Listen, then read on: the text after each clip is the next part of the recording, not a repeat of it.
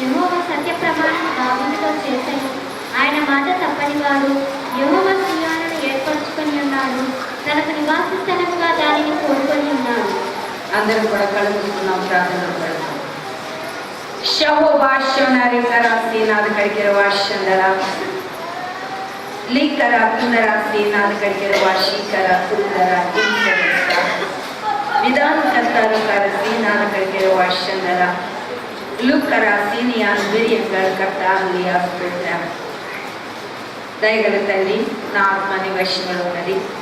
నేడంతల ఆత్మన మీద కుమరించిన నోటు కూరగా ఉంది. మాతో నాతో అందరితో మాట్లాడుతున్నా.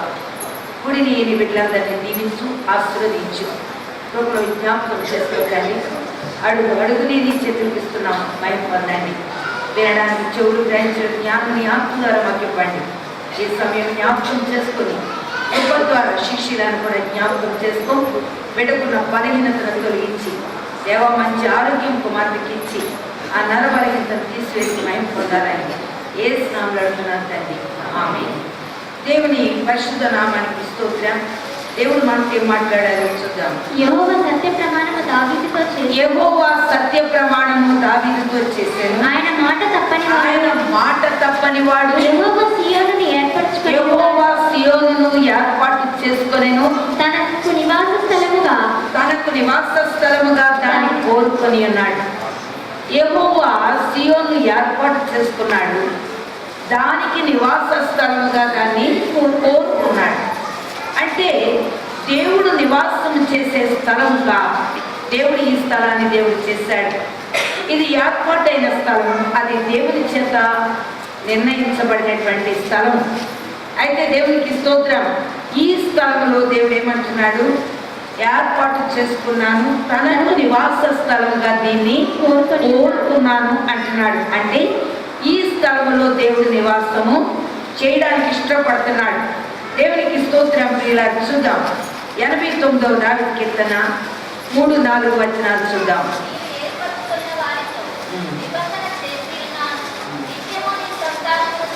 నేను ఏర్పరచుకొని వానితో నిబంధన చేసి ఉన్నాను. నిత్యము నీ సంతానమును స్థిరపరిచెదను. తరతరములకు నీ సింహాసనను స్థాపించెదనని చెప్పి నా సేవకుడైన దావీదుతో ప్రమాణము చేసి ఉన్నాను. దేవునికి స్తోత్రం. ప్రియులారా, ఆయన ఏర్పాటు చేసుకున్న వారితోనే ఆ స్థలాన్ని నియమించుకుంటున్నాడు. ఈరోజు ఇది నేను కోరిన స్థానము అన్నాడు. ఇందులో నివాసం చేస్తాను అని చెప్పాడు. ఇప్పుడు ఇక్కడేమన్నాడంటే, నేను ఏర్పరచుకొనిన వానితో నిబంధన చేశాను. దేవునికి స్తోత్రం. ప్రియులారా, మరి అనేక మంది దేవుని సన్నిధిలో లేస్తున్నారు, వస్తున్నారు. కాబట్టి మరి అందరితో కూడా దేవుడు నిబంధన చేయలేదా? దేవునికి స్తోత్రం. ప్రియులారా, ఆయన ఏర్పాటై ఉండాలి. తన ఏర్పాటుతో ఆయన చేసినటువంటి నిబంధన, దేవునికి స్తోత్రం, ఎవరితోటైతే ఆయన నిబంధన చేశాడో వారి ద్వారా ఆ స్థలాన్ని ఆయన కోరుకున్నాడు. దేవుని స్తోత్రం. వారిని బట్టి ఆ స్థలాన్ని ఆయన ఏర్పాటు చేసుకున్నట్టుగా దేవుని వాక్యం మనతో హెచ్చరిక చేస్తున్నది. నిత్యము నీ సంతానము స్థిరపరుస్తాను అంటున్నాడు. తర్వాత తరతరములకు నీ సింహాసనం స్థాపించదనని చెప్పి నా సేవకుడైన దావీదుతో ప్రమాణం చేసి ఉన్నాను. ఇది తరతరాలకు ఆయన నివాస స్థానంగా ఇక్కడ ఆయన ఉండబోతున్నట్టుగా వాగ్దానం చేస్తూ వస్తున్నాడు. దేవునికి స్తోత్రం. ప్రియులారా, మరి 19వ వచనంలో ఏముందో చూద్దాం. అప్పుడు నీవు దర్శనమున నీ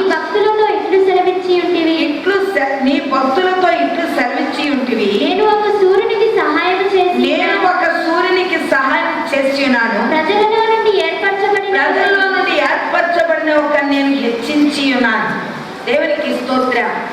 దేవుడు ప్రమాణం చేశాడు. ఎవరితో చేశాడంట? దేవునికి స్తోత్రం. మరి నేను ఒక సూర్యునికి సహాయం చేసి ఉన్నాను, ప్రజలలో నుండి ఏర్పరచబడిన ఒక నేను హెచ్చించి ఉన్నాను అని చెప్తున్నాడు. దేవునికి స్తోత్రం. ప్రియులారా, తాను ఏర్పాటు చేసుకున్న వారిని దేవుడు ఏం చేస్తున్నాడంటే ఆయనే హెచ్చించుకుంటున్నాడు. దేవునికి స్తోత్రం. ఆ ప్రమాణం ఎవరితో చేస్తున్నాడు? ఎవరిని ఏర్పాటు చేసుకున్నాడు వారితో ఆ ప్రమాణం చేస్తూ వస్తున్నాడు. అందుకే నేను ఈ స్థలంలో నివాసం చేస్తాను అన్నాడు. నేను ఇక్కడ ఉంటాను అని వాగ్దానం చేస్తూ వచ్చాడు. దేవునికి స్తోత్రం. ప్రియులారా, ఇంకా చూద్దాం 34వ వచనంలో ఏమన్నారు? నా నిబంధనను నేను రద్దుపరచను, నా నిబంధనను నేను రద్దుపరచను, నా పెదవుల గుండా బయలువెళ్ళిన మాట, నా పెదవుల గుండా బయలువెళ్ళిన మాటను నేను మార్చను అంటున్నాడు. దేవుడు ఒకసారి మాట్లాడితే ఆ మాట మార్చే దేవుడు కాదు. అందుకే ఆయన ఏర్పాటు చేసుకున్న వారి పక్షంలో ఒక నిబంధన చేసుకుంటున్నాడు. ఆ నిబంధన ప్రకారముగా ఆ స్థలంలో ఆయన నివాసం చేస్తున్నట్టుగా ఈరోజు దేవుడు మనతో వాగ్దానం చేస్తూ వస్తున్నారు. దేవునికి స్తోత్రం. 78, 68వ వచనం చూద్దాం.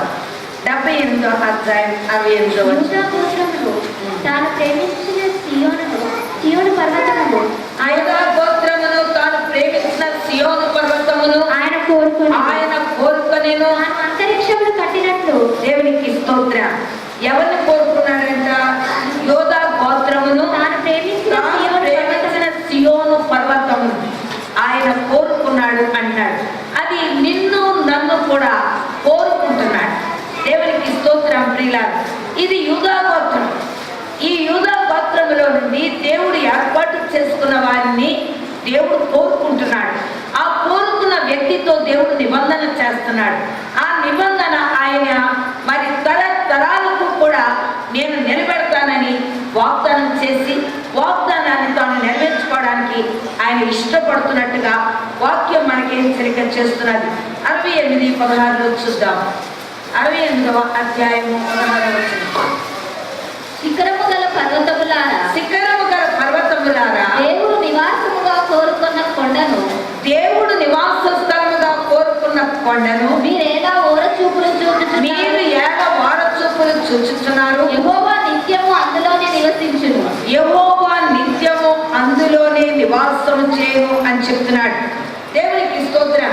ఇక్కడ ఏమంటున్నాడు? మరొకసారి, శిఖరము గల పర్వతములారా, దేవుడు నివాసముగా కోరుకున్న కొండను మీరు ఏళ్ళ వాళ్ళ చూపులు చూస్తున్నారు. అంటే ఆ సంఘాన్ని పడగొట్టడానికి శత్రువు ఏం చేస్తుందంట? చూస్తూ ఉంటుందంట సమయం కొరకు. దేవునికి స్తోత్రం. కోరుకున్న సంఘాన్ని అది పడగొట్టడానికి ఆశపడతారు. అలా 2 సార్లు పడగొట్టింది. దేవునికి స్తోత్రం. కానీ అది సిగ్గుపడాలి. కానీ దేవుడు మరలా తిరిగి దాన్ని అభివృద్ధి చేసి కట్టడానికి దేవునికి ఇష్టమైంది. అందుకే అన్నాడు, దేవుడు నివాసముగా కోరుకున్న కొండను మీరేలా వారచూపులు చూచుచున్నారు. యెహోవా నిత్యము అందులో నివాసము చేయును అంటున్నాడు. దేవునికి స్తోత్రం. ప్రియులారా, ఒకవేళ అలాంటి చెడు గుణము, చెడు క్రియ, చెడు మనసు వచ్చినప్పటికీ కూడా దేవుడు అంటున్నాడు, నేను అందులో నివాసం చేస్తాను. దేవునికి స్తోత్రం. మీరు పడగొట్టినా మరలా తిరిగి నేను దాన్ని కట్టుకుంటాను. ఎవ్వరు కూడా దాన్ని పాడు చేయజాలరు అని దేవుడు ఈరోజు మనతో మాట్లాడుతున్నాడు. దాని పని ఏంటంటే పడగొట్టడానికి చూస్తూ ఉంటుందంట. హల్లెలూయా, హల్లెలూయా. వాక్యం ఈరోజు నీతో నాతో కూడా మాట్లాడుతూ వస్తున్నాను. దేవుని యొక్క ఏర్పాటులో, దేవుని యొక్క ప్రత్యేకంలో ఉన్నటువంటి మందిరాన్ని ఎవరు కూడా పాడు చేయలేదు. అందుకే నా ఇల్లు పాడు చేయవాని ఇల్లు నేను పాడు చేస్తాను. దేవునికి స్తోత్రం. ఈరోజు ఆయన ఇంటిని ఎవరు పాడు చేయడానికి అధికారము, అర్హత లేదు అని దేవుడు మనతో చెప్తూ వస్తున్నారు. 135వ దావీదు కీర్తన 21వ వచనం చూద్దాం. 121. యెరూషలేములో నివసించు యెహోవా సీయోనులో నుండి సన్నతిప్పబడును గాక.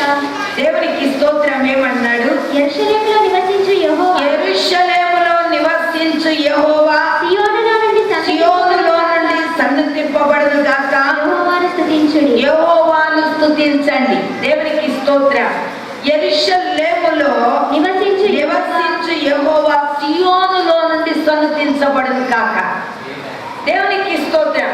యెరూషలేములో ఉన్నటువంటి ఈ యొక్క దేవుడు ఈ సీయోనులో ఉండి ఏం కాబోతున్నాడంట?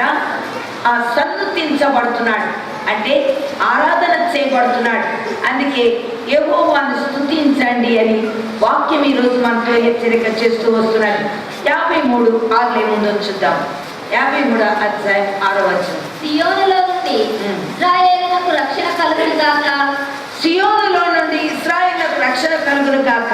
దేవుడు చెరలో ఉన్న తన ప్రజలను రప్పించినప్పుడు యాకోబు హర్షించును, ఇశ్రాయేలు సంతోషించును. సీయోనులోని ఇశ్రాయేలీలకు రక్షణ కలుగును గాక. దేవునికి స్తోత్రం. రక్షణ అనేది తన మందిరంలో నుండే కలుగుతుంది, కానీ బయట ఇంకెక్కడా లేదు. అందుకే ఈరోజు నువ్వు దేవుని దగ్గరికి వచ్చావు. దేవుని సన్నిధిలో ఉన్న నీవు ఆయన సన్నిధిలో కలిగే రక్షణ కొరకు కనిపెట్టుకొని ఆయన స్తుతించాలని, ఆరాధించాలని వాక్యం మనకి ఈరోజు హెచ్చరిక చేస్తూ వస్తున్నది. దేవునికి స్తోత్రం. 51:18 వచనం చూద్దాం. 51:18. నీ కటాక్షము చొప్పున సియోనుకు మేలు చేయము, యెరూషలేము యొక్క గోడలు కట్టించుము. దేవునికి స్తోత్రం. నీ కటాక్షము చొప్పున సియోనుకు మేలు చేయము, యెరూషలేము యొక్క గోడలు కట్టించుము అని చెప్తున్నాడు. దేవునికి స్తోత్రం. చూద్దాం. 1 రాజులు 8వ అధ్యాయము 16వ వచనం చూద్దాం. 1 రాజులు 8:16. నా జనులను ఐగుప్తులో నుండి రప్పించిన నాట నుండి నా నామము దాని అందున్నట్లుగా నేను ఇశ్రాయేలీయులకు నా జనులను ఐగుప్తులో నుండి రప్పించిన నాట నుండి నా నామము దాని అందున్నట్లుగా ఇశ్రాయేలు గోత్ర స్థానములలో ఏ పట్టణంలోనైనను మందిరమును కట్టించుటకు నేను కోరలేదు, కానీ ఇశ్రాయేలులకు నా జనుల మీద దావీదును ఉంచుటకు నేను కోరి ఉన్నాను అని ఆయన సెలవిచ్చింది. దేవునికి స్తోత్రం. ప్రియులారా, నేను ఇశ్రాయేలులకు నా జనులను ఐగుప్తులో నుండి రప్పించిన నాట నుండి ఆయన మందిరాన్ని కట్టించాలన్న దృష్టి ఆయనకి లేదంట. నేను మందిరము కట్టాలనే దృష్టి నాకు లేదు, కానీ దావీదును బట్టి నేనేమనుకుంటున్నాను, నా కొరకు ఒక మందిరాన్ని కట్టించాలి అని దేవునికి ఒక ఆశ కలిగిందంట. అంతవరకు మందిరం అన్నది వారికి లేదు అంటున్నాడు. దేవునికి స్తోత్రం. ప్రియుల ఇంకేమంటున్నాడు? మందిరం నేను కోరలేదు, కానీ ఇశ్రాయేలులకు నా జనుల మీద దావీదును ఉంచటానికి నేను కోరి ఉన్నాను అని ఆయన సెలవిచ్చాను. దేవునికి స్తోత్రం. ప్రియులారా, ఈరోజు దేవుని ఆలోచన చొప్పున ఒక వ్యక్తిని బట్టి దేవుడు ఏం చేస్తున్నాడు? ఒక మందిరాన్ని నిర్మించుకుంటున్నాడు. అది ఆయన కోరిన వ్యక్తులతోనూ, ఏర్పాటు చేయబడిన వారితోనూ, ప్రత్యేకించుకున్న వారితోనూ తాను ఆ యొక్క మందిరాన్ని కట్టించుకొని ఆ మందిరములో తాను ఒక మహిమ పొందుతున్నట్టుగా వాక్యం మనకి సెలవిస్తూ ఉన్నది. దేవునికి స్తోత్రం. అందుకే దేవుడు ఈ దినం మనతో మాట్లాడుతూ వస్తున్నారు. దేవునికి స్తోత్రం. ఏమన్నారు? ఇశ్రాయేలుల దేవుడైన యెహోవా నామ ఘనతకు ఒక మందిరమును కట్టించవలెనని నా తండ్రి అయిన దావీదునకు మనసు పుట్టగా. దేవునికి స్తోత్రం. అలా కట్టించాలి అనేటటువంటి మనసు ఎవరికి పుట్టించాడు? దేవుడు దావీదుకు పుట్టించాడు. ఒక కోరిక పుట్టించాడు. ఆ కోరికను బట్టి దేవుని సన్నిధిలో ఆ మందిరము నిర్ణయించబడింది. దానికి దేవుడు ఏం చేశాడంటే వాగ్దానం చేశాడు. వాగ్దానం ద్వారా ఆ మందిరం కట్టబడ్డట్టుగా దేవుని వాక్యం మనకి హెచ్చరిక చేస్తూ వస్తున్నది. దేవునికి స్తోత్రం. 29వ వచనం చూద్దాం. నీ దాసుడనైన నేను చేయు ప్రార్థనను దయతో అంగీకరించినట్లు నా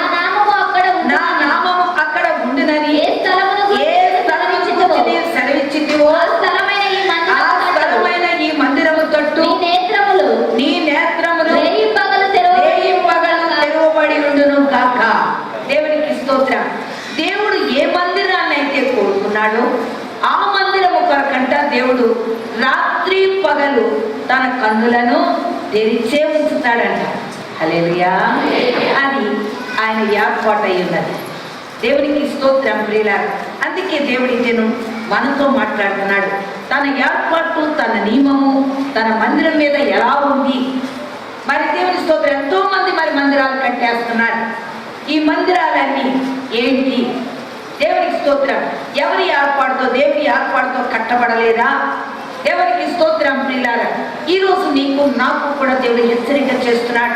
దేవునికి స్తోత్రం. ఆయన ఏర్పాటుతో ఉన్నటువంటి మందిరం అయితే ఆయన కనుదృష్టి ఎప్పుడు కూడా దాని మీద ఉంటుంది.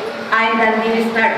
ఈ మందిరం మీ మందిరం మొట్టమొదట మన అక్కడి ఇంటి పైన ఉండేది. ఇక్కడ మనం ఉన్నటువంటి నిస్సి హోమ్ పక్కని ఇంటి పైన. దేవునికి స్తోత్రం ప్రియులారా. ఒక వ్యక్తి దాని మీద లేచాడు. ఎలా అయినా సరే దాన్ని పడగొట్టాలి. శత్రువైన సాతాను ఒకరిని ప్రేరేపించింది. అయితే దేవుని కనుదృష్టి మనసు మందిరం మీద ఎలా ఉంటుందో చెప్తున్నాను. అయితే ఆ వ్యక్తి లేవగానే దేవునికి స్తోత్రం, వాడికి అన్ని విధాల హెల్ప్ దొరికింది. అయినా సరే వాళ్ళు దురాత్మ దూరి ఇది కట్టకూడదు, ఇది ఉండకూడదు అనే ఆలోచన. దేవునికి స్తోత్రం. సార్ నాకు చాలా బాధేసింది. ఎప్పుడు సరిగ్గా సండే ప్రేయర్ వచ్చేసరికి చాలా తొందర చేసేవాడు. ఆ సమయంలో ప్రభు దగ్గరికి వెళ్ళాను నేను. అయ్యా, నెలలు తరబడుతున్నాయి, అతను రక్షించబోతున్నావా? రక్షించు. ఒకవేళ అతనికి రక్షణ లేదా జ్ఞాపకం చేసు. అంతే. మరలా వారం తిరగలేదు. దేవుడు జ్ఞాపకం చేసుకున్నాడు. ఆ వ్యక్తి కలిగి నో మోర్ అంటామంతే. దెబ్బతో అక్కడ ఉన్న వాళ్ళందరికీ భయం కలిగింది. ఓమో, ఏడ జోలికి మనం వెళ్ళదు. దేవునికి స్తోత్రం ప్రియుల. సరే, ఇక్కడ మందిరం మొదలు పెట్టాం. ఇక్కడ కూడా ఆ వ్యక్తి ద్వారా అనేక మంది ఆ మందిరం ముందు లేచారు. అయితే కొంతమంది పైకి వెళ్ళిపోయారు, ఇళ్ళు అమ్ముకుని వెళ్ళిపోయారు. మరి కొంతమంది స్టిల్ మంచం మీద ఉన్నారు. ఈరోజు నా సహోదరి, నిత్యము ఆయన కనుదృష్టి మనసు మందిరం మీద ఉంటారు. ఆయన ఏర్పాటు చేసుకున్న మందిరాన్ని ఎవడు వారచూపు చూడడానికి వీల్లేదు. దాని మీద ఎవడు లేవడానికి వీల్లేదు. అందుకే దేవుడు ఈరోజు మనతో మాట్లాడుతున్నాడు. అలాంటివి ఎన్నో. అందుకే ఇంకా మీ ముందు నిలబడి చెప్పగలిగినటువంటి కృప దేవుడిచ్చాడు. దేవుడికి స్తోత్రం ప్రియులారా. మనము ఏదో తమాషా అనుకుంటాం, ఏదో సరదా అనుకుంటాం. కానీ ఆ తమాషా సరదా దేవుని మందిరం మీద మనం చూపించకూడదు. అది చాలా భయంకరమైనది. అందుకే అంటాడు, ఇది భయంకరమైన స్థలము, ఇది పరలోకపు గవిని. దీనిలో చాలా జాగ్రత్తగా ఉండాలి. అలా జాగ్రత్తగా లేకపోతే నిశ్చయముగా శిక్ష తప్పించుకోలేమని వాక్యం మనకి హెచ్చరిక చేస్తూ వస్తున్నది. దేవునికి స్తోత్రం. అంతవరకు, ఎక్కడ వరకు? ఐగుప్తులో నుండి ఇశ్రాయేలు ప్రజలను బయటకు తీసుకొచ్చినంత వరకు ఏ మందిరము కూడా కట్టబడలేదు. దావీదును బట్టి, దేవుడు దావీదుకు చేసిన వాగ్దానాన్ని బట్టి మందిరము కట్టాలి అన్న ఆశ దేవునికి కలిగింది. ఆ సమయంలో దేవునికి స్తోత్రం ప్రియులారా, ఆ మందిరాన్ని కట్టడానికి దావీదుకి మనస్సు దేవుడు కలిగించాడు. కానీ దావీదు రక్తపాతం చేసినందువల్ల దావీదు మందిరం కట్టడానికి వీల్లేదు. అప్పుడు దేవుడు సొలొమోను ఏర్పాటు చేసుకొని ఆ కాలంలో సమాధానం అన్నది ఏర్పాటు చేసి మందిరాన్ని కట్టారు. దేవునికి స్తోత్రం. ఆ మందిరము ఓపెన్ చేసినప్పుడు కొన్ని సంగతులు సొలొమోను అక్కడ ప్రార్థన చేసినప్పుడు దావీదును బట్టి సొలొమోను చేసిన ప్రార్థన దేవుడు అంగీకరించి నిశ్చయముగా నేను అలా చేస్తానని ఒప్పుకున్నాడు. దేవునికి స్తోత్రం. ఈరోజు దేవుడు నీకు నాకు కూడా మాట్లాడుతున్నాడు. సియోనులో నుండి నీకు ఏం కలుగుతుంది? రక్షణ కలుగుతుంది. సియోనులో నుండి నీకు దీవెనలు కలుగుతున్నాయి. సియోనులో నుండి నీకు ఆశీర్వాదాలు కలుగుతున్నాయి. అందుకే దేవుడు ఎప్పుడు కూడా ఆయన యొక్క కను దృష్టి ఆ మందిరం మీద ఉంటుంది. ఆయన కన్నులు ఎప్పుడు కూడా మందిరం మీద ఉన్నాయి. నీవు నేను కూడా ఏం జరిగిస్తున్నామో, అసలు ఎందుకు ఎలా జరిగిస్తున్నాం, అది ఒక దురాత్మ యొక్క కుతంత్రం. నేను నాశనం చేయనుద్దేశించి సాతాను ఏం చేస్తాడంటే చెడు ప్రవర్తన తీసుకొస్తాడు. దాన్ని బట్టి దేవుడు ఒక్కొక్క దెబ్బ కొడతా ఉంటాడు. ఆశీర్వాదానికి బదులు నాశనం సంభవిస్తూ ఉంటాడు. నీవు దాన్ని గ్రహించలేకపోతే నిష్ప్రయోజనమని వాక్యం మనతో హెచ్చరిక చేస్తుంది. దేవునికి స్తోత్రం. ప్రియులారా, ఇది మామూలు మందిరాలు కావాలి. దేవుని చేత నిర్ణయం నియమించబడిన మందిరాలు. నేను మొట్టమొదట ఈ స్థలాల్లో అక్కడ ఇల్లు కడుతున్నప్పుడు మా నాన్నగారు వచ్చి కట్టించారు. నేను మౌలాలి అక్కడ ఉండేదాన్ని మాదన్నపేటలో. మార్నింగ్ బయలుదేరి వచ్చేదాన్ని ఇక్కడికి. సాయంకాలం మళ్ళీ కాలేజీకి వెళ్ళేదాన్ని. కాలేజీ నుంచి ఇంటికి వెళ్ళేదాన్ని. మా నాన్నగారు ఇక్కడే ఉండేవారు. ఓ రోజు మా నాన్న అంటున్నారు, అమ్మా అసలు నువ్వు ఇక్కడ కాపురం చేయగలవా అని అడిగాను. ఏనన్నా అన్నాను. అమ్మా ఇక్కడ ఉన్నది మామూలు ఆత్మ కాదమ్మా, జయంతి దురాత్మ ఉందన్నాడు. పెద్ద దెయ్యమది. ఎంత ఎత్తుందంటే విజృంభిస్తుంది నా మీదకి. అది చాలా భయంకరమైనది. అంత ఎత్తు, అంత భయంకరమైన దాన్ని జయించడం నీ వల్ల అన్నాడు. తెలీదు నాన్న, దేవుడు ఎందుకు ఏర్పాటు చేశాడు ఇక్కడ నాకు తెలియదు. ఆయన చిత్తమేమో అన్నాను. చాలా కష్టం పాప అన్నాడు. సరే నాన్న అన్నాను. దాని తర్వాత మా అమ్మ కూడా అమ్మ ఎంత భయంకరమైన దురాత్మ అది, చాలా సతాయిస్తుంది అన్నాడు. సరే అన్న. ఇంట్లోకి వచ్చాను. వచ్చిన కొద్ది కాలానికి దేవుడు నా మీద ఆత్మను కుమ్మరించాడు. తన బలమైన ఆత్మ నాకు కుమ్మరించిన తర్వాత దేవునికి స్తోత్రం. అమ్మ నా దగ్గర ఉండేది. ఎందుకంటే అంకుల్ కరీంనగర్ ఉండేవారు, అమ్మ నా దగ్గర ఉండేది. ఒకరోజు రోజు వచ్చి మా అమ్మని ఏం చేస్తుందంటే అది బట్టలు విసిరి ఆమెని ఇది చేస్తూ ఉండేది. నేను అప్పుడు పరిశుద్ధాత్మ పొందాను. ఆత్మచేత నడిపించబడుతున్నాను. మా అమ్మ నన్ను పిలిచింది ఒకరోజు. అమ్మ అమ్మ నడిచింది. ఏంటమ్మా అన్నాను. అయ్యి బాబోయ్, అమ్మాని పిలవగానే వస్తున్నానమ్మా అనగానే ఇది పారిపోయిందమ్మా అంది. ఇది ఏం పారిపోయిందమ్మా అన్నాను. అమ్మో ఇది మహాదయ్యులాగా ఉంది, పోయి చాలా సతాయిస్తున్నాను. సరే, దేవునికి స్తోత్రం. ప్రియులారా, ఎప్పుడు అక్కడ ప్రైజ్ జరుగుతూనే ఉండేవి.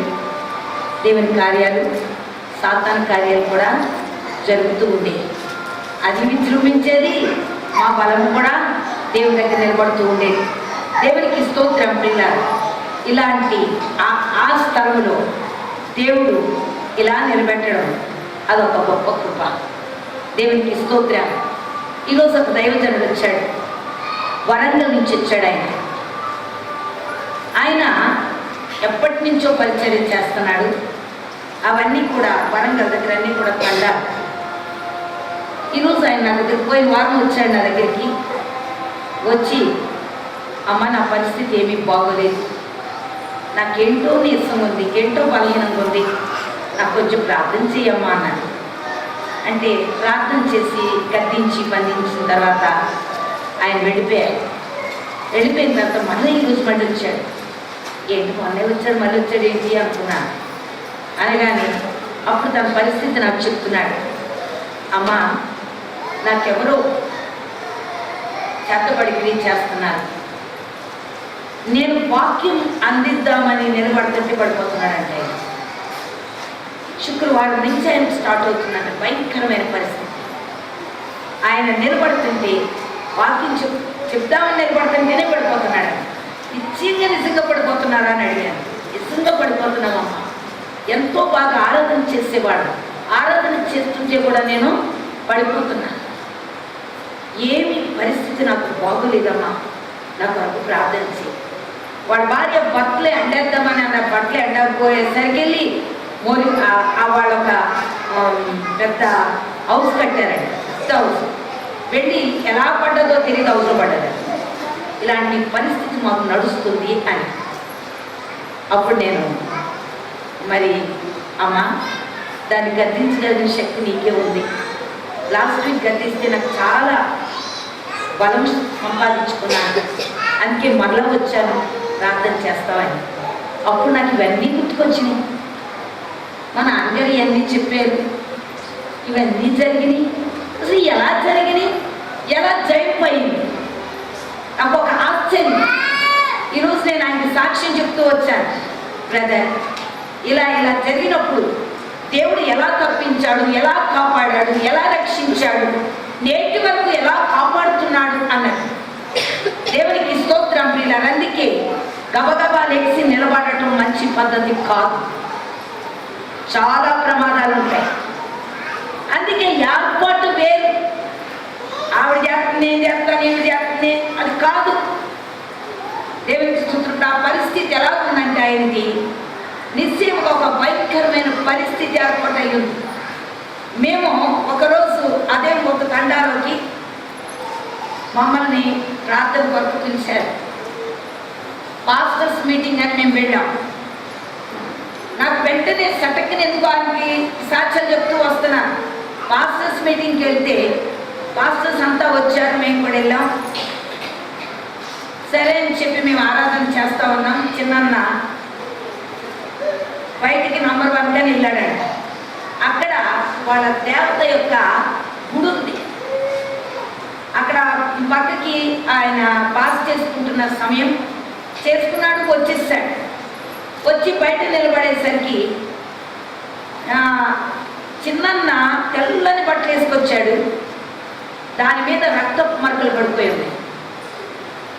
వెంటనే థామస్ చూసి, చిన్న ఏంటి రక్త మరకలన్నీ ఏంటివి అన్నీ ఏంటన్నా అనగానే, అదే నేను అలాగే మంచి తీసుకున్నానని చూసేసరికి నిజంగానే ఉన్నాయి. అంటే అక్కడ ఏం జరిగిపోయింది? హల్లెలూయా, హల్లెలూయా, దేవుని స్తోత్రం. వెంటనే వాడిని గద్దించి బంధించి ప్రార్థన చేస్తాము. దేవునికి స్తోత్రం ప్రియులారా. ఆయన తిరిగి కోరుకున్నాడు, ఏం లేదు.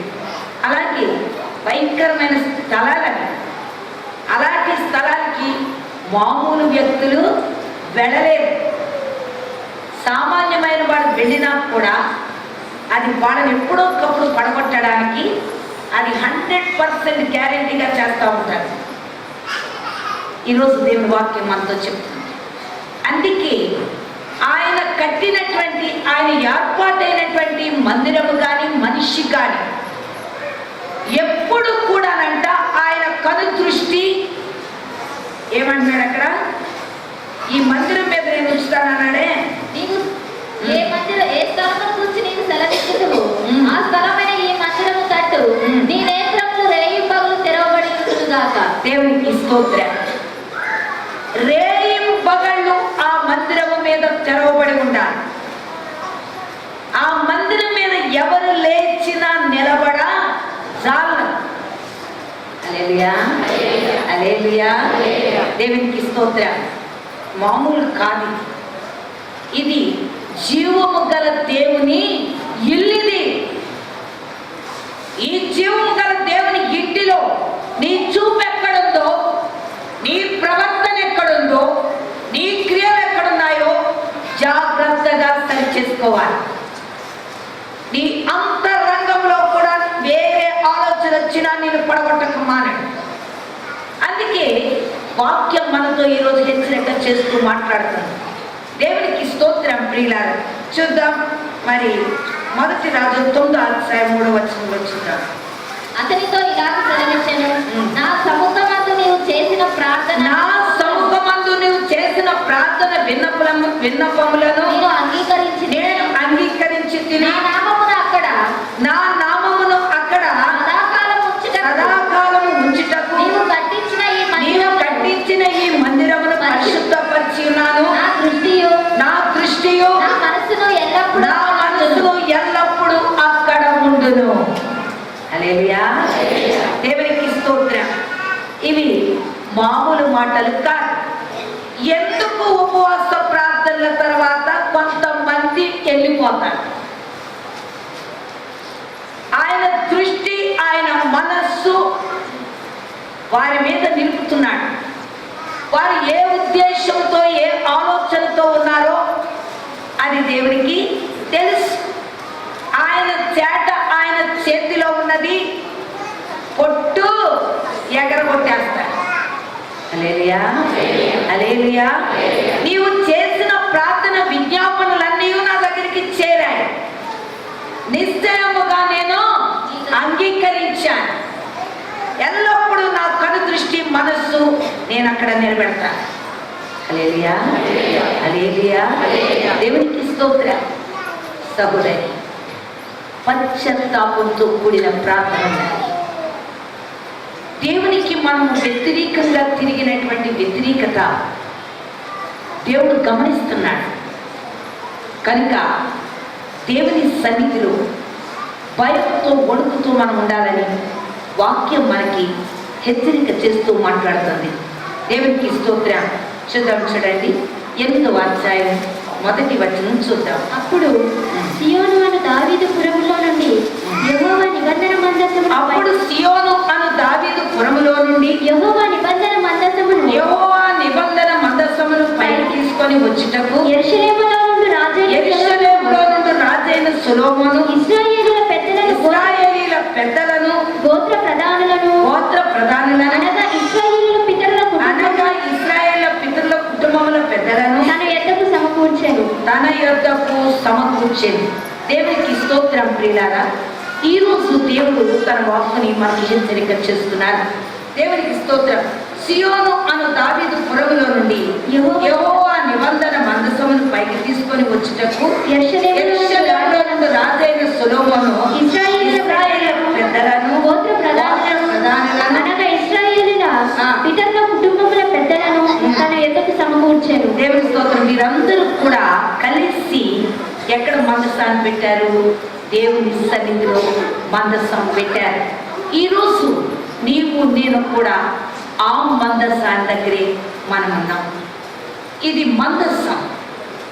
ఈ మందసం దగ్గర నువ్వు చేస్తున్న ప్రార్థన దేవుడు అంగీకరించి నీ పక్షములో దేవుడు కార్యం చేయడానికి దేవుడు ఇష్టపడుతున్నాడు. కనుక ఈరోజు నా సహోదరి, నీవు దేవుని మాట వినాలని దేవుడు కోరుకుంటున్నాడు. కాబట్టి దేవుడు కోరుకుంటున్న ఈ స్థలాన్ని ఏం చేస్తున్నాయంట? వాళ్ళ చూపులు చూస్తున్నారంట. నాశనం చేయాలని, పడగొట్టాలని ఎన్నో రీతులుగా వారు ఆలోచన చేసినప్పటికీ దేవుడైతే వారితో ఉండి వారి పక్షములు అక్కడ కృప అనుగ్రహించడానికి దేవుడు సిద్ధపడుతున్నాడు. దేవునికి స్తోత్రం. చూద్దాం. యెషయా 42 మొదటి వచనం చూద్దాం. యెషయా 42 మొదటి వచనం. ఇదిగో నేను ఆదుకొని నా సేవకుడు, నేను ఏర్పరచుకున్న వాడు, నా ప్రాణములకు ప్రియుడు. అతని దేవునికి స్తోత్రం. ప్రియులారా, ఏమంటున్నాడు? ఇదిగో నేను ఆదుకొని నా సేవకుడు, నేను ఆదుకొని నా సేవకుడు, నేను ఏర్పరచుకున్న వాడు, నా ప్రాణములకు ప్రియుడు, నా ప్రాణములకు ప్రియుడు. అతని యందు నా ఆత్మను ఉంచి ఉన్నాను, అతని యందు నా ఆత్మను ఉంచి ఉన్నాను. అతడు అన్యజనులకు న్యాయము కనుపరచును. ఇదిగో నేను ఆదుకొని నా సేవకుడు, నేను ఏర్పరచుకున్నవాడు, నా ప్రాణానికి ప్రియుడు. అలాంటి వ్యక్తిగా ఉంటేనే అక్కడ ఆ కార్యాన్ని దేవుడు జరిగిస్తాడు. దేవునికి స్తోత్రం. ఏ ఎండకి ఆ గొడుగులు పట్టేవాడు పాస్తల్లా మనం ఉండకూడదు. దేవుడు ఏర్పాటు చేసుకున్నవాడు వాళ్ళు అలా ఉండరు. ధైర్యంగా ఉంటారు, ధీమాగా ఉంటారు. దేవునికి స్తోత్రం. ఏర్పాటు చేయబడినట్టు కూడా మనం గ్రహించాలి. అది దాని యొక్క ప్రత్యేకత. దేవునికి స్తోత్రం. ప్రియులారా, నేను మీకు చెప్పాను కదా, నన్ను రక్షించినాను, తన ద్వారా నేను పరిశుద్ధాత్మ పొందాను. అయితే ఆమె పరిశుద్ధాత్మ పొందిన వ్యక్తే, కానీ ఆమె కూడా ఇదే పరిస్థితికి అప్పజెప్పబడ్డారు. ఆ చేతబడి మాంత్రిక క్రియలు వెళ్ళిపోయినట్లుంటాయి, కానీ అవి వీళ్ళ మీద యాక్ట్ చేస్తూ ఉంటాయి. తెలియదు వాడికి. వీళ్ళ మీద యాక్ట్ చేసి కొంతకాలానికి ఆ స్థలంలో నుంచి లాగేస్తారు. ఈమె కూడా దేవునికి స్తోత్రం. ఒకసారి వచ్చింది, నేను చెప్పాను, నీలో పుట్టగొడుగులు కనబడుతున్నాయి, పాము పుట్ట కనబడుతుంది, జాగ్రత్త, చెదల పుట్ట కనబడుతుంది, జాగ్రత్త. అంటే నాలో చెదల పుట్ట ఏంటి? నేను హోలీ స్పిరిట్ పొందానన్నా, పరిశుద్ధాత్మ పొందాను. పరిశుద్ధాత్మ పొంది భాషలు అయిన తర్వాత దేవుడు ఆ భాషను వెనక్కి తీయడు, కానీ నీ ప్రవర్తన బట్టి నీ భాష చేంజింగ్లో ఉంటారు, మాటలు మారిపోతాయి, దేవుని దగ్గర వేరుగా ప్రార్థన వస్తారు. అందుకే దాన్ని గ్రహించాలి అన్నాడు. దేవునికి స్తోత్రం. ప్రియులారా, ఎప్పుడైతే ఆమె ఆ పరిస్థితికి వెళ్ళిందో నెమ్మదిగా చివరికి నాశనానికి వెళ్ళింది. మరణ శైకి వచ్చినప్పుడు, మరణం దగ్గరికి వచ్చినప్పుడు ఆత్మ వదిలిపోయి కూతురు మొదలైంది. అంటే అప్పటికే ఆమె ఆత్మ చేంజ్ అయిపోయింది. చివరికి కూతురు మాట్లాడుతూ స్టార్ట్ అయింది. అందుకని అసలు ప్రతి విషయం కూడా చాలా గమనించుకోవాలి. ఎలా పడితే అలాగా పరుగులు పెట్టేది కాదు సేవ. దేవుని ఏర్పాటులో ఉన్నావా లేదా? అదే చెప్పారు, భాషలు మాట్లాడితే కాదు బ్రదర్, శక్తి కావాలి. నేను పొందిన శ్రమలన్నీ ఆయనకు చెప్తుంటే ఆశ్చర్యపోతున్నాను. సిస్టర్, ఇన్ని శ్రమలు పొందావా? ఇన్ని? అవును బ్రదర్.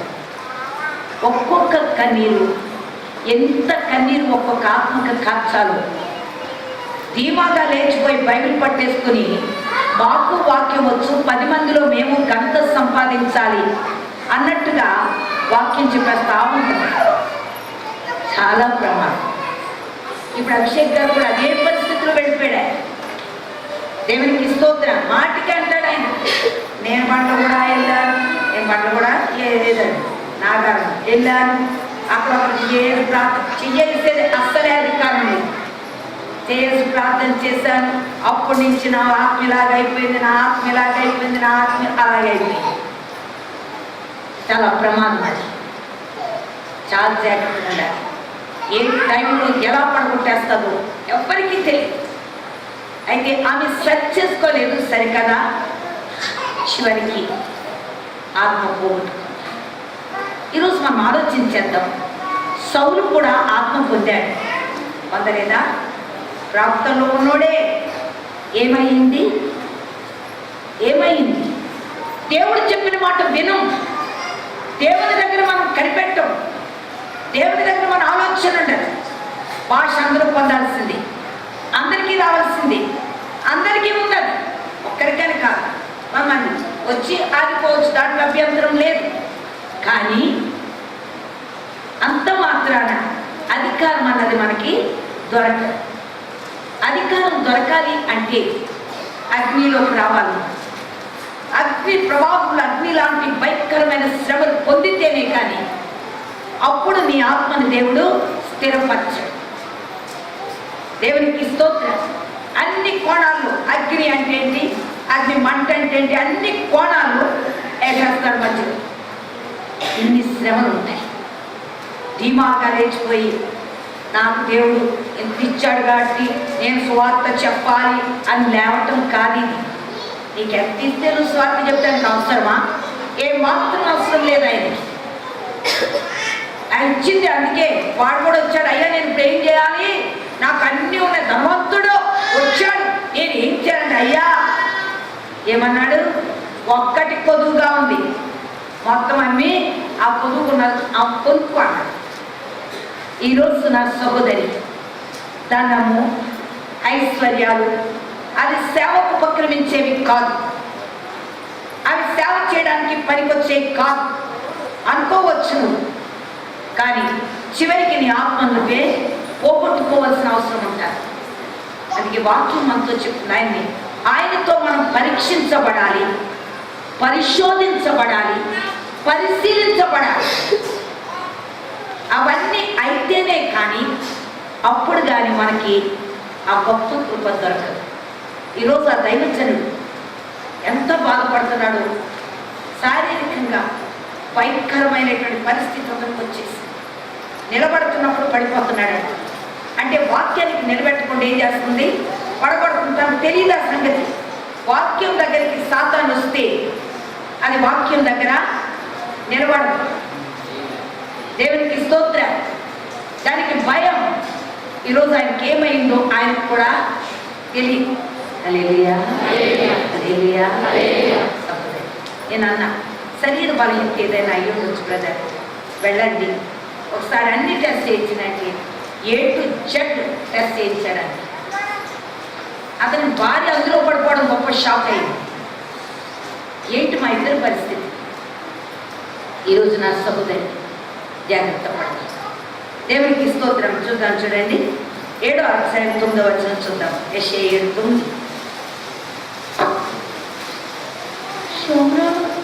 షోమ్రోను ఎఫ్రాయిమునకు రాజధాని, షోమ్రోనునకు రెమల్యా కుమారుడు రాజు. మీరు నమ్మకుండిన ఎడల స్థిరపడక ఇందురు.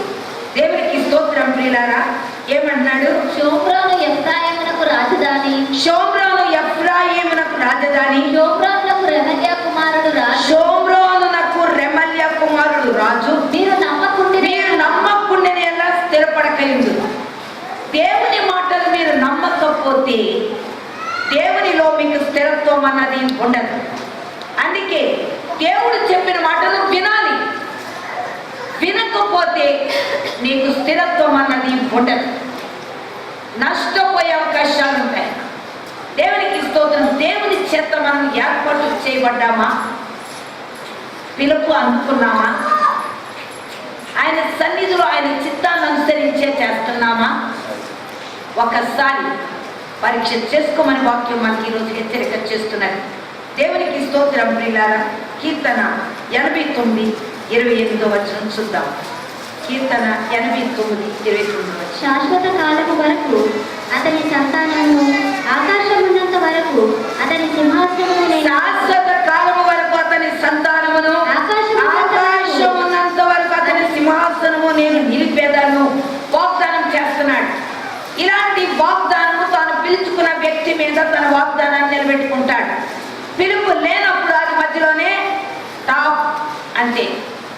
అందుకే చాలా మంది ఈ మధ్య ఏం చేస్తున్నారంటే నేను సేవకుడిని అని పుట్టగొడుగులు లేచినట్లు వేసిపోతున్నారు. ఎవరు పడితే వాళ్ళే బైబిల్ ఎట్టేసుకోవడం, ఎవరు పడితే వాడు ఇష్టానుసారంగా దేవుని గురించి పరుగు పెట్టేస్తున్నారు. చివరికి వాడు ఎందుకు అంటే వారి కడుపు కొరకంటున్నాడు.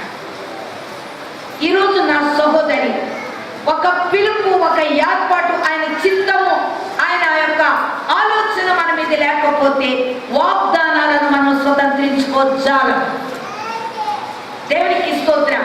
ఆ వాగ్దానం ఉంటే నువ్వు నిలబడగలుగుతావు, లేకపోతే పడిపోయే అవకాశం ఉందని వాక్యం చెప్తూ ఉన్నది. 29 చూద్దాం. శాశ్వత కాలము వరకు అతని సంతానమును, ఆకాశం ఉన్నంత వరకు అతని సింహాసనమును నేను నిలిపెదను. 28. నా కృప నిత్యము అతనికి తోడుగా ఉండజేసేదను, నా నిబంధన అతనితో స్థిరపరుస్తాను. దేవునికి స్తోత్రం. నా కృప నిత్యము అతనికి. ఇది దేవుడిచ్చిన అధికారం కనుక ఆ అధికారముతో ఆ కృప ఇంకా. దేవునికి స్తోత్రం. పాస్టర్లు అన్న వాళ్ళే వచ్చారు నన్ను ఏదో చేసేయాలి, చంపేయాలని ఎంతో మందిని పెట్టాడు, తాగిపించి మరీ పెట్టాడు. ఏమయ్యాడు? లేడు. నా వాగ్దాన ప్రకారంగా వాడు చనిపోయారు. ఇద్దరు చనిపోయారు, భార్య భర్తలు ఇద్దరు. దేవునికి స్తోత్రం. ప్రియులకు వారు లేరు. ఈరోజు నా సహోదరి, అందుకే ఆయన నిలబెట్టిన వారి మీద ఎవ్వరు కూడా లేవడానికి అర్హత లేదు. అందుకే దేవుడు అలా నిలబెడతాడు కనుక ప్రజలకు ఏమవుతుందంటే భయం కలుగుతుంది. భయం కలిగి వారు వీరి మీదకి రావడానికి కొంచెం వెనకంజ వేస్తారు. అందుకే దేవుడు మనకి ఈరోజు మాట్లాడుతున్నాడు. దేవుని స్తోత్రం. ఆ అధికారం పొందితేనే మనం దేవునికి ముందుకు సాగాలి. అధికారం పొందకపోతే ముందుకు సాగలేదు. ఆ దేవుని యొక్క వాక్యం ఈరోజు మనతో చెప్తుంది. 36వ వచనం చూద్దాం. చంద్రుడున్నంత కాలము అది నిలిచిననియు మెట్టనందు సాక్షి నమ్మకముగా ఉన్నట్లు అది స్థిరపరచబడిననియు నా పరిశుద్ధతోడని నేను ప్రమాణం చేసి దావీదుతో నేను అబద్ధము ఆడను అంటున్నాడు. చంద్రుడు ఉన్నంత కాలము అది నిలుస్తుంది. మెట్టనందు సాక్షి నమ్మకముగా ఉన్నట్లు అది స్థిరపరచబడుతుంది. ఎవరున్నారు మింట సాక్షి? దేవుడే. దేవునికి స్తోత్రం. అందుకే అన్నాడు, నా పరిశుద్ధతతోడని నేను ప్రమాణము చేసి దావీదుతో నేను అబద్ధం ఆడను. హల్లెలూయా, హల్లెలూయా. దేవునికి స్తోత్రం. సహోదరి, ఒక్కసారి గమనించు, దేవుని వాగ్దానాలు మన పక్షములు ఎలా ఉంటాయి. నిశ్చయముగా నువ్వు లేవాలి, నేను దేవుని కొరకు స్థిరంగా ఉండాలి అంటే నువ్వు దేవుని దగ్గర కనిపెట్టాలి. ఆయన ఆజ్ఞ లేకుండా నువ్వు పరుగు పెట్టడానికి వీల్లేదు, నిలబడడానికి అర్హత లేదు. అందుకే దేవుడు మనతో మాట్లాడుతున్నాడు. ఈరోజు అనేకమైన కుటుంబాలు లేదా కొన్ని సంఘాలు భయంకరంగా దెబ్బతినడానికి మూల కారణం ఇది. దేవునికి స్తోత్రం. కొంతకాలమే ఆ తర్వాత దాన్ని వారు విడిచిపెడతారు. అందుకంటాడు, తాను పెట్టని గుడ్లను పొదగకూడదు. ఎవరైనా సరే నువ్వు పెట్టలేదు ఆ గుడ్లు, దాని మీదకి వెళ్ళి పొదిగే అధికారం నీకు లేదు. నువ్వు సంపాదించాలి ఆస్తి.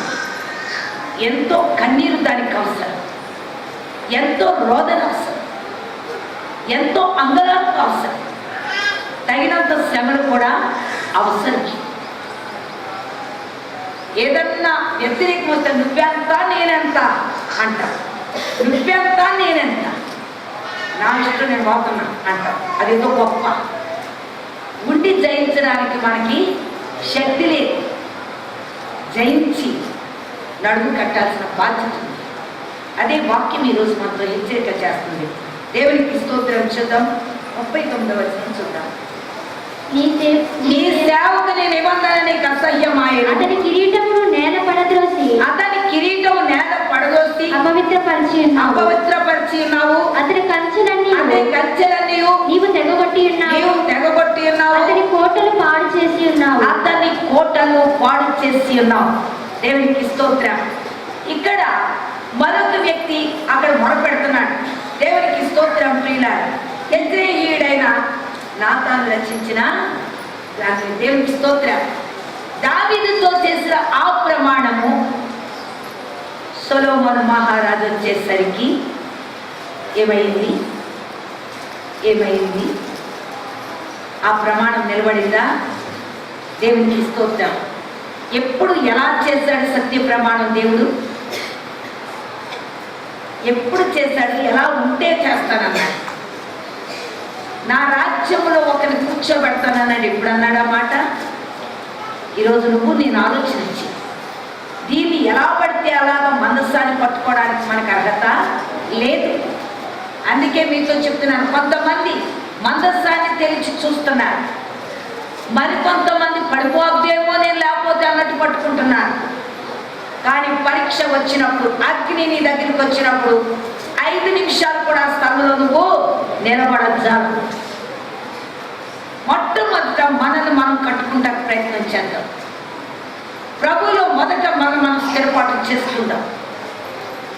ఆయన చెప్పిన ప్రకారంగా ఆయన సన్నిధిలో నిలబడదాం. ఆ తరువాత చూద్దాం. దేవుని వాక్యం అందుకే మనతో మాట్లాడుతుంది. హల్లెలూయా, హల్లెలూయా. ఇవన్నీ పెద్ద పెద్ద నక్షత్రాలు. ఎక్కడికి ఎదిగినాయి? ఆకాశానికి ఎదిగిన నక్షత్రాలు. ఏమైనాయి? తోకతో దేవుడు ఒక్క నిమిషంలో. కారణం వారి మీద దేవుని ఏర్పాటు లేదు. ఒక్క దెబ్బ. ఒక ఆయన నాకు తెలుసు, చాలా బాగా పాడతాడు పాటలు. అతని పాటలు అనగానే జనాలు పరిగెత్తుకెళ్ళిపోయేవారు. అతని పాటలు మీటింగ్లో అతని పేరు పెడితే చాలు, పేరు పెట్టాడు, అబ్బాయి వస్తున్నాడు అని పరిగెత్తుకెళ్ళిపోయి. కొంతకాలానికి ఆయన పేరు లేదు, పాపంలో పడిపోయాడు, పాపంలో జారిపోయాడు. నాకు తెలుసు, నేను అక్కడ ఇల్లు ఉండగా అత్తగారు నా దగ్గరికి వచ్చి ఒక పూట మెతుకులకి కష్టపడ్డారు. వేలు వచ్చేటటువంటి స్థానంలో ఏమీ మిగలేదు. ఆ భార్య పిల్లలు పడినటువంటి యాతన, ఆమె నా దగ్గరికి వచ్చి, అమ్మ ఎవరినో ఒకరిని పిల్లకిచ్చి పెళ్లి చేసేయమ్మా అని బతిమాలి. ఈరోజు నా సహోదరి ఆ పేరు ఇంకెక్కడా కనబడదు. దానికి మూల కారణం ఆ వ్యక్తి చేసిన పాపం. ఒక యవనస్తురాలతో సంబంధం పెట్టుకుని భార్యతో పాటు ఆమెను కూడా ఉంచుకుని బిడ్డలకి సంసారం చేసిన ఆ వ్యక్తిని ఎవరూ పిలవటం మానేశారు. ఇప్పుడు అతనికి ఆ విలువ లేదు, అతను లేడిక. అంటే ఈరోజు ఏమనుకుంటున్నావు నువ్వు? ప్రజలను మెప్పించడానిక? అందుకే ఆజ్ఞను అతిక్రమించి పరిచర్య కొనసాగించడానికి వీలేదు. అందుకే అపోస్తలుడైన పౌలు అన్నాడు, అందరికీ బోధించిన తర్వాత నేను భ్రష్టునవుతాను. అందుకే వాక్యం అందించే నాలాంటి వాళ్ళందరూ కూడా మాకు రాబోయే భ్రష్టత్వం గురించి ముందు ఆలోచన చేసుకోవాలి. మా ఆత్మలో ఎలాంటి భ్రష్టత్వం వస్తుందో, మా ఆత్మలో ఎలాంటి భయంకరమైన హీనస్థితి వస్తుందో ఆలోచన చేసుకోవాలి. చివరి వరకు ఉంటామో లేదో. ఇవి ప్రగల్భాల్లాగా పలికేదే కాదు. దేవుని వాక్కుతో నిలబడి దేవుని వాక్కును అందుకుని వెళ్ళాలి. అప్పుడు మనం దేవునిలో ఉండడానికి ఆయన కృప అంతే. చివరి వరకు ఉందాము అంటే ఆయన కృపే అంతే తప్ప ఇంకేమీ లేదు. ఆ కృపను బట్టి ముందుకు సాగాలి. నన్ను ఏర్పాటు చేసుకున్నాడు, నన్ను వెళ్ళమన్నాడు కాదని, అలాంటిది కాదు. జాగ్రత్తగా ఉండి కాపాడబడాలని వాక్యం చెప్తుంది. దేవునికి స్తోత్రం. 2వ సమూయేలు 7వ అధ్యాయం 12 చూద్దాం. నీ దినములు సంపూర్ణములన్నప్పుడు నీవు నీ పితరులతో కూడా నిద్రించిన తర్వాత నీ గర్భంలో నుండి వచ్చిన నీ సంతతిని హెచ్చించి రాజ్యమును అతనికి స్థిరపరిచెదను. దేవునికి స్తోత్రం. ఇక్కడ దావీదుతో దేవుడు వాగ్దానం చేస్తున్నాడు. ఏమని వాగ్దానం చేస్తున్నాడు? నీ దినములు సంపూర్ణమైన తరువాత నీ పితరులతో కూడా నిద్రించిన తర్వాత నీ గర్భంలో నుండి వచ్చిన నీ సంతతిని హెచ్చించి. ఎప్పుడు అన్నాడు? నువ్వు నిద్రించాక. నిద్రించక ముందు ఎవ్వరు ఇంకొకరిని నిలబెట్టాడు ఆయన. అంతే. వాడు నిద్రించి వాడు అంతము సమీపమయ్యేదాకా ఇంకొక వ్యక్తి అక్కడ నిలబడడానికి లేదు. అందుకే అంటున్నాడు, నువ్వు నిద్రించిన తరువాత నీ సంతానములో నుండి వచ్చిన నీ సంతతిని హెచ్చించి. ఎప్పుడు సొలొమోను మహారాజుకి ఆయన అభిషేకం చేశాడు? తాను మంచం మీదకి వెళ్ళాడు. ఇక ఆఖరి గడియ వచ్చిన తర్వాత అప్పుడు అతను ఏం చేశాడు? అభిషేకం చేశాడు. అంతవరకు సొలొమోనుకి అధికారం అక్కడ లేదు. తర్వాత ఏమన్నాడు? రాజ్యమును అతనికి స్థిరపరిచెదను. అతడు నా నామ ఘనత కొరకు ఒక మందిరమును కట్టించును. అతని రాజ్య సింహాసనమును నేను నిత్యముగా స్థిరపరిచెదను. నేను అతనికి తండ్రినై ఉండును. అతడు నాకు కుమారుడై ఉండును. అతడు పాపము చేసిన ఎడల నరుల దండముతోను మనుషులకు తగులు దెబ్బలతోనూ అతనికి శిక్షించును గాని నిన్ను స్థాపించుటకై నేను కొట్టివేసిన సౌలునకు నా కృప దూరమైనట్లు అతనికి నా కృప దేవుడు మనతో మాట్లాడుతున్నాడు. ఎందుకు అంటే శిక్షా దండనం అన్నది ఖచ్చితంగా మనకి తప్పదు. శిక్షా దండనముతోటి దేవుడు మనల్ని హెచ్చించటం మొదలు పెడతాడు. అది మాకొద్దు అనుకున్నట్టయితే నిశ్చయముగా మనం దేవునిలో నిలబడాలి. జాలం దేవునికి స్తోత్రం. అందుకే వాక్యం మనతో హెచ్చరిక చేస్తుంది. ఈరోజు ఆ యొక్క కఠినమైన మాటలకు మనం అంగీకరించలేకపోతే అంటే మనం ఆల్మోస్ట్ దేవునిలో నుంచి దూరం అయిపోయాం. ఎప్పుడైతే ఆయనకి దూరం అయిపోతామో కఠినమైన మాటలు మనకి నచ్చలే, అంగీకరించాం. అందుకని దేవుని యొక్క దండన ఎప్పుడు కూడా శిక్షతోటి కూడి ఉంది. ఆ మాటలు దేవుని స్తోత్రం దుడ్డి కర్ర దండముతో ఉన్నాయి కనుక నిన్ను నియమించుకుని ఏర్పాటు చేసుకుంటే ఆ దుడ్డి కర్ర దండం దగ్గరే నిన్ను పెడతాడు, ఇంకొక స్థలంలో పెట్టాడు. దానికి నువ్వు అంగీకరించి దానికి నువ్వు మారు మనసు పొందినట్టయితే నిశ్చయముగా నువ్వు దేవుల్లో ఉండడానికి అవకాశం ఉంటుంది. ఒకవేళ ప్రజలు ఆ మాట వినటం మానేసినట్లయితే దేవుడు ఏం చేస్తాడంటే ఆ దైవ సేవకుని ఆ స్థానంలో నుంచి తొలగించేస్తాడు. అంటే కాపరి లేని గొర్రెల్లాగా వాడు తిరిగే పరిస్థితులు వస్తాయి. దేవునికి స్తోత్రం ప్రియులారా. అదే దేవుని వాక్యం మనకి ఈరోజు హెచ్చరిక చేస్తుంది. మనమేమో వెళ్తున్నాం, ఇక్కడికి శాంతినగర్ వెళ్తున్నాం. గొర్రెలన్నీ చల్లా చెదిరి లాగున్నాయి. మా బండి వెళ్తుంది, అక్కడ కాపర్లేడు. అయ్యా ఆ గొర్రెలు సర్చ్ అయ్యా అని చెప్పడానికి కాపర్లేడు. ఇలా కొన్ని అలా కొన్ని ఎటో వెళ్ళిపోతున్నాయి. అయితే మేము హారన్ వేసుకుంటా వెళ్తుంటే అవి కొంచెం తొలుగుతుంటే మేము మళ్ళీ పక్క నుంచి వెళ్ళవలసి వస్తుంది. అదే కాపులు ఉన్నప్పుడు ఏం చేస్తాడంటే ఏదన్నా బండి రాగానే వెంటనే వాడు కట్టితోడు హై హై హై నన్ను పక్క తిప్పేస్తా ఉంటాడు. అటు ఇటు తప్పిస్తాడు. వాటిని తప్పించడానికి ఆ మార్గం వెళ్ళడానికి కూడా వాటికి ఏం తెలీదు. నేను అన్నాను కాపరు లేని గొర్రెలు ఇలాగే ఉంటాయి. కాపరు ఏం చేస్తున్నాడంటే ఇదిగో ఒక భయంకరమైన పరిస్థితి రాబోతుంది కనుక జాగ్రత్తగా ఉండి వాక్యం చేత మిమ్మల్ని మీరు సిద్ధపాటు చేసుకోండి అని కాపరు ఏం చేస్తాడు, హెచ్చరిక చేస్తూ ఉంటాడు. ఆ హెచ్చరిక విన్నవాడు ఏం చేస్తారంటే తప్పించబడతారు. ఆ హెచ్చరిక వాడు వినకపోతే ఏమవుతారంటే ఆ శ్రమలో వాడు పడిపోతాడు. అందుకని ఈ కాపరి అనేవాడు ఆ గొర్రెలకి ఎంత అవసరమో మొన్న నాకు అర్థమైంది. ఎప్పుడైతే ఆ గొర్రెలు ఆ మాట వినటం మానేసి విచ్చలవిడిగా తిరుగుతున్నాయో అప్పుడు ఆ కాపరిని దేవుడు ఆ స్థానంలో నుంచి తొలగించేస్తాడు. ఈరోజు నీకు నాకు కూడా దేవుడు అదే సంగతి మాట్లాడుతున్నాడు. చూడండి, ఏసన్ ఉన్నంత వరకు ఆ సంఘాలు ఐక్యత కలిగి ఉన్నాయి, ఏక మనసుతో సాగాయి. ఏసన్ ఇప్పుడు లేదు. మా నార్త్ అంటున్నారు, మా సౌత్ అంటున్నారు, మీరు అంటున్నారు. ఇప్పుడు మేము మా నార్త్ వాళ్ళు మేము ఇక్కడ చేసుకుంటాం, మా సౌత్ వాళ్ళు ఇక్కడ, మీ సౌత్ ఇది మీది ఇక్కడ అన్నట్టుగా నెమ్మదిగా ఒక్కొక్కరు జాగ్రత్తున్నారు ఆ స్థానంలో నుంచి. ఈరోజు నా సహోదరి దేవుని మాట్లాడుతున్నాను.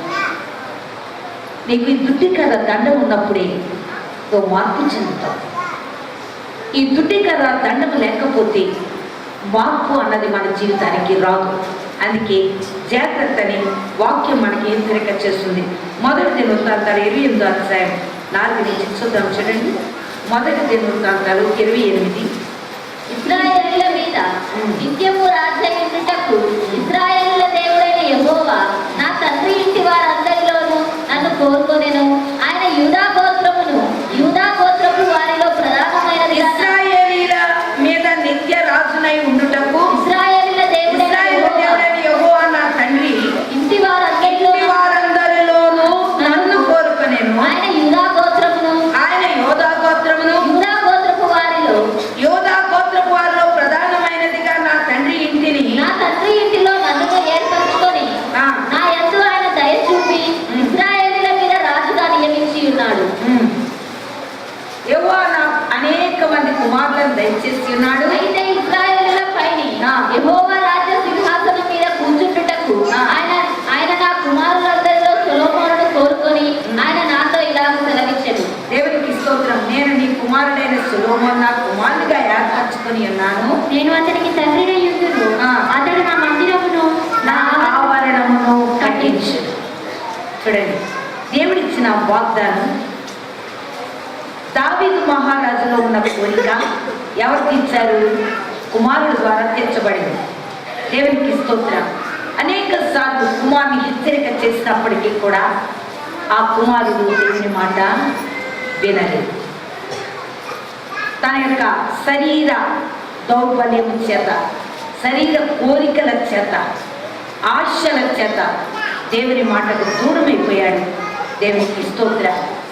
అప్పుడు ఆ వ్యక్తి అంటున్నాడు, అయ్యా, వాగ్దానం చేసి నిలబెట్టిన ఈ మందిరానికి ఇలా ఈ రోజు వరకు కూడా సొలొమోను మందిరం ఎలా ఉంది?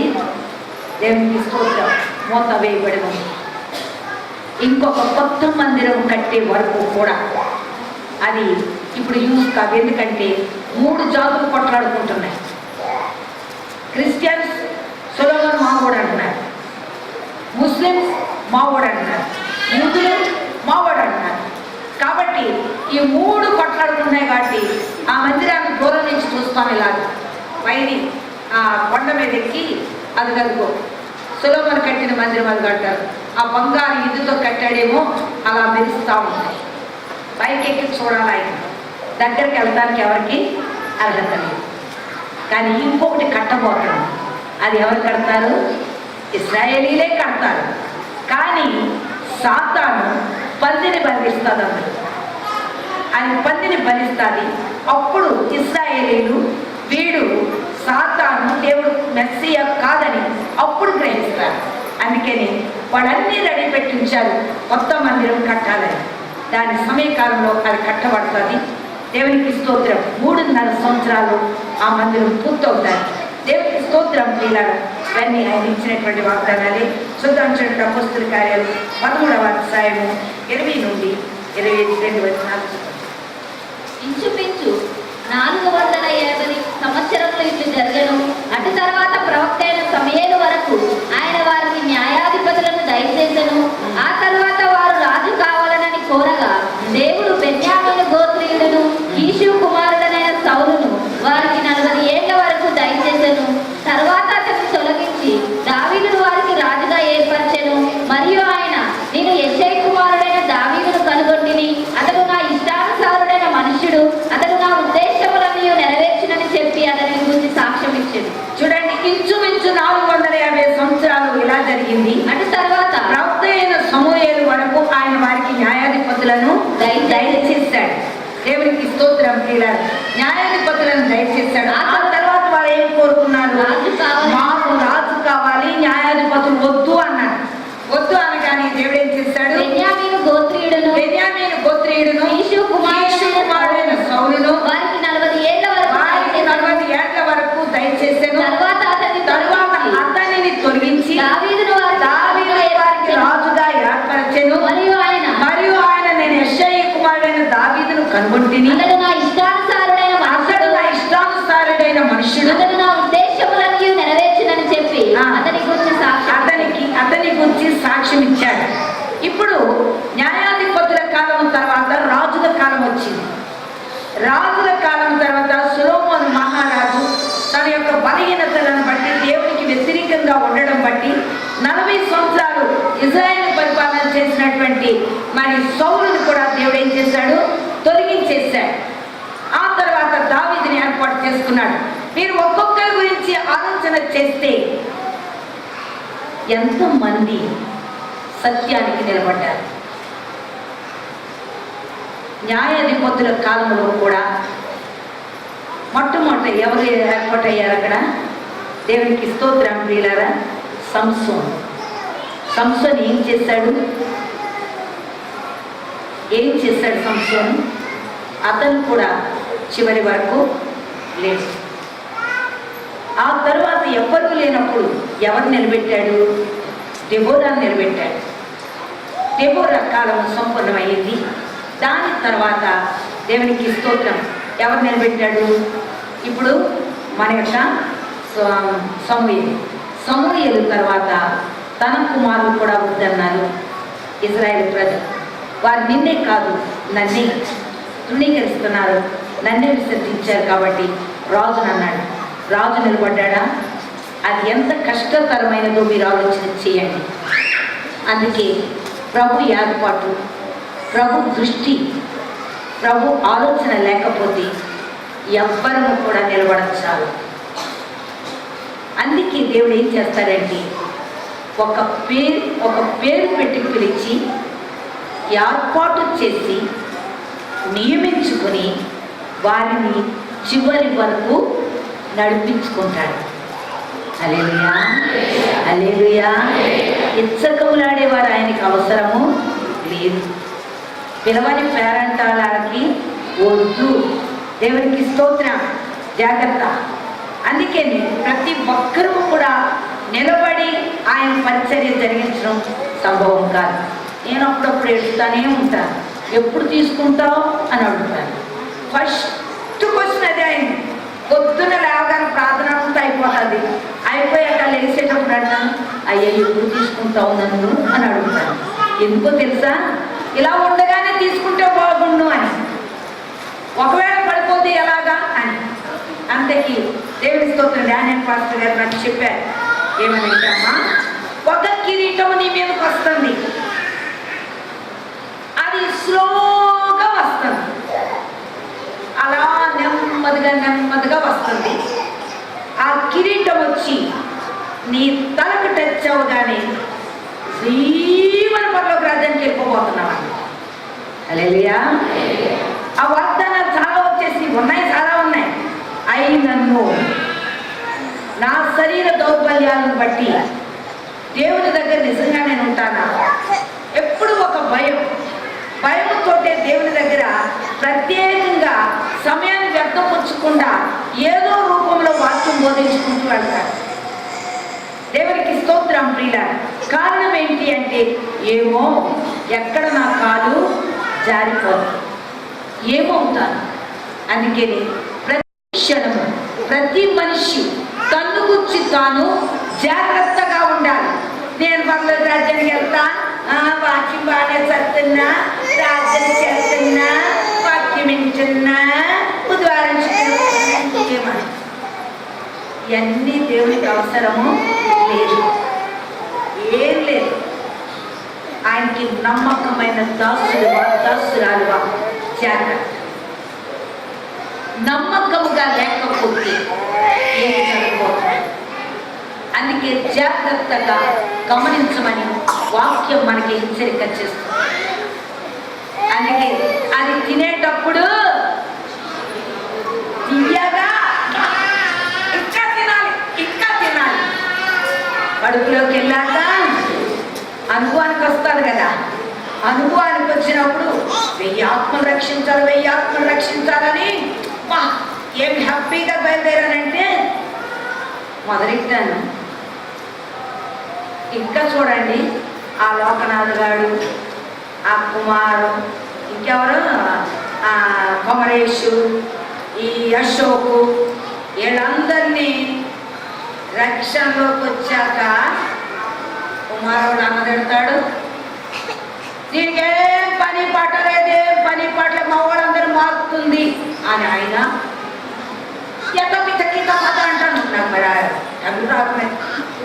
ఆ తమిళ్లో మస్తు బూతులు, కొమరేశ్వరుడు, తర్వాత కుమార్, ఇంకెవరు, ఆ లోకనాథ గారు, వాళ్ళందరూ వచ్చి మస్తు బూతులు. బాబాయ్ ఎన్నెన్ని బూతులు నేను పడే కాదు, అలాగే చూసేదాన్ని అంతే. ఆడికి నేను పడే కాదు, ఎడికి నేను పడే కాదు, అలాగే చూసేదాన్ని. అప్పుడు అనుకున్నాను, తండ్రి వయసు అయినా బాబు ఈ 4 ఆత్మలకే ఇంత అయిపోతుంటే, అమ్మో 1000 ఆత్మల నాయన ఇంకెవ్వరిని రక్షించడం తెలియక అన్నాను. నాయన ఏదో నక్షత్రంలా ఉండాలనుకుని తెలియక అన్నానయ్యా. అయ్యా క్షమించేయ్యా, నన్ను క్షమించేసి ఈ బాధ తీసేయ్యా అంటానే. మళ్ళీ ఏదో చెప్తున్నాను, మళ్ళీ అలా తీసేయ్యా అంటాను. ఎవరో ఒకరు వచ్చి, అమ్మా మా పిల్లలకు బాగోలేదు, ప్రార్థన చెయ్యమ్మా, ప్రభా క్షమించు ప్రభా, ప్రార్థన చేస్తాను ప్రభా అంటే. అలాగా ఎలా నడిచినాయో ఇది నాకు తెలియదు. 32 సంవత్సరాలు నా మీద వచ్చేసాయి. అవి ఎలా నడిచినాయి, ఎలా జరిగింది? అనుక్షణము తాడు కిందకి లాగినట్టు అంకుల్ కిందకి లాగుతూనే ఉండేవాడు. అనవసరం, నోరు మూసుకుని ఇంట్లో ఉండు, నోరు మూసుకుని నేను ఇంట్లో ఉంటే స్కూల్ కూడా మూసేయాలి కదా. స్కూల్కి లింక్ పెట్టాను. కారణం ఏంటో తెలుసా? మాటికి మానంటే ఏంటి స్కూల్ పెట్టుకుంటే స్కూల్ మూసిన రోజు ఇక నోరెత్తడానికి ఆస్కారాలు కనబడ్డాయి. ఎన్నో రకాలుగా, ఎన్నో విధాలుగా సాతాను నన్ను పెట్టిన హింస ఇంటిలోనూ భయం. దేవునికి స్తోత్రం. ఇవన్నీ భరించాలి అంటే మామూలు మాట కాదు. ఆనాడు మంచి యవనంలో ఉన్నాను కాబట్టి హ్యాపీయెస్ట్గా ఎంత దూరమైన అన్నం లేకపోయినా వెళ్ళిపోయింది యవన శక్తి, యవన బలం. అది ఆ యవన శక్తి, యవన బలం నాలో నుండి వెళ్ళిపోతేనే నేను దేవుని దగ్గర లొంగుతా. ఒకవేళ ఆ శక్తి, ఆ బలం నాలో ఉంటే నేను దేవుని దగ్గర లొంగలేను అనుకుని ఆ శక్తిని తీసేయడానికి 9 సంవత్సరాలు పట్టింది. 9 సంవత్సరాలు అయ్యాక నా కాళ్ళు గుంజుకొచ్చినాయి, బలహీనం వచ్చింది. ప్రభువా నాకు తగ్గిపోయింది నాయన, ఇంకా నేను అలా నడవలేను, శక్తి చాలదు నాయన, నాకు ఇప్పుడు 40 సంవత్సరాలు దాటిపోతుంది. అయ్యా నాకు సహాయం చెయ్యి, ఏదన్నా చిన్న వాహనం ఈ నాయన, వాహనం మీద వెళ్తాను. దేవునికి స్తోత్రం. పిల్లలు అంతవరకు చిన్నాన్నగారి డొక్కుడమానా ఒక ఆటో ఉండేది, దాంట్లో 10 మంది ఎక్కేసేవాడు. ఆ డొక్కితే కానీ దేవుడు దాన్ని కాపాడేసేవాడు.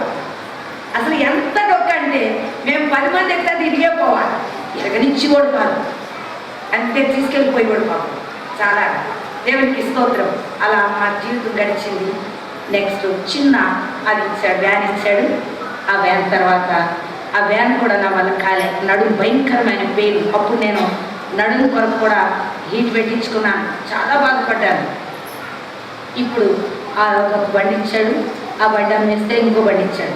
దేవునికి స్తోత్రం. ప్రియుల ఆ ప్రకారంగా ఒక్కొక్క మెట్టు కృపను నన్ను నడిపిస్తూ ఇంతవరకు తీసుకొచ్చాడు. కేవలం అది ఆయన కృప, ఆయన ఇచ్చిన వాగ్దానం.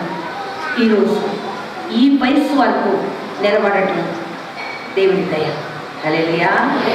నా వయసుకు వచ్చిన వాళ్ళు ఎంతోమంది ఎగిరిపోయారు, పడిపోయారు, కూలిపోయారు. దేవునికి స్తోత్రం. నన్ను తాకి చనిపోయిన కూడా ఉన్నారు. ఎంతోమంది దైవజనులు నా ముందే చనిపోయారు. నన్ను ఆడించిన వాడు అంతా పోయారు. నా సహోదరి, ఇది దేవుని వాగ్దానం. దేవునికి స్తోత్రం. చూద్దాం జెఫన్యా 3:14 చూద్దాం. జెఫన్యా 3:14. సియోను నివాసులారా ఉత్సాహధ్వని చేయుడి, సియోను నివాసులారా ఉత్సాహధ్వని చేయుడి, ఇశ్రాయేలీయులారా జయధ్వని చేయుడి, జయధ్వని చేయుడి, యెరూషలేము నివాసులారా పూర్ణ హృదయంతో సంతోషించి గంతులు వేయుడి. తాను మీకు విధించిన శిక్షను యెహోవా కొట్టివేసి ఉన్నాడు. మీ శత్రువులను ఆయన వెళ్ళగొట్టి ఉన్నాడు. ఇశ్రాయేలు రాజైన యెహోవా మీ మధ్య ఉన్నాడు. ఇక మీదట మీకు అపాయము సంభవించదు. హల్లెలూయా. అన్నీ అయిపోయినాయి. ఎత్తు పల్లాలు, హెచ్చు తగ్గులు అన్నీ అయిపోయినాయి. ఇప్పుడు సంతోషించండి, గంతులు వేయండి. దేవుడు మీ మధ్య ఉన్నాడు, ఈ సియోను మధ్య ఉన్నాడు. భయపడు, ధైర్యంగా నిలబడండి. దేవునికి స్తోత్రం. ఈరోజు నా సహోదరి సహోదరుడు ఆయన ఉన్నాడు, ఆయన నడిపిస్తున్నాడు, ఆయన చిత్తాన్ని ఇక్కడ నెరవేరుస్తున్నాడు. అదే ఆయన ఉద్దేశమైంది. అందుకే దేవుడు అన్నాడు, ఏమన్నాడు? ఆ దినమున జనులు మీతో ఇట్లందరూ, యెరూషలేమా భయపడకుము, యెరూషలేమా భయపడకు, సియోను ధైర్యము తెచ్చుకో, నీ దేవుడైన యెహోవా నీ మధ్య ఉన్నాడు. మీ మధ్య ఉన్నాడు, ఆయన నడిపిస్తున్నాడు. హల్లెలూయా, హల్లెలూయా. ఈరోజు మనం నడిపిస్తుంది ఆయనే. ఈరోజు మనం ధైర్యంగా ఉందాం. ప్రభు కొరకు అంతం వరకు జీవితం. ఒక నడుము కట్టుకో, తండ్రి నేను ఈ సన్నిధిలో అంతం వరకు ఉంటాను, నన్ను నిలబెట్టు. ఆయన వాగ్దానం లేకపోతే నిలబడటం స్వభావం కాదు. అందుకే వాగ్దాన పూర్వకంగా మనం నిలబడాల్సిన అవసరం ఉందని వాక్యం మనకి హెచ్చరిక చేస్తుంది. జకర్యా 2:10 చూద్దాం. జకర్యా 2:10. సియోను నివాసులారా, సియోను నివాసులారా, నేను వచ్చి మీ మధ్యను నివాసం చేతును, మీ మధ్య నివాసం చేతును, సంతోషముగా ఉండి పాటలు పాడుడి. ఇదే యెహోవా వాక్కు. దేవునికి స్తోత్రం. మీకు వాగ్దానం చేశాను, నేను మీ మధ్య ఉంటాను, సంతోషంతో పాడండి పాటలు. నేను మీ మధ్య వచ్చి నివాసం చేస్తాను. హల్లెలూయా, హల్లెలూయా. ఈ తండ్రి దావీదుకి ఇచ్చాను ఈ వాగ్దానం. ఆ వాగ్దానం ఇప్పుడు నేను మీ దగ్గర కూడా నెరవేరుస్తాను. మీకు కూడా నేను వాగ్దానం చేశాను. ఈరోజు ఆ వాగ్దానం ఫుల్ఫిల్ చేసేసుకుందాం, మనలో సంపూర్ణం చేసుకుందాం. మా దేవుడు మాకు వాగ్దానం చేశాడు. సంతోషంతో మేము ప్రార్థన చేయాలి, సంతోషంతో మేము పాటలు పాడాలి, అంగలార్చాలి, రోధించాలి. మాకు మా దేవుడు మా మధ్య ఉన్నాడు అని ఒక ధైర్యం తెచ్చుకోమన్నాడు. 1:14 చూద్దాం.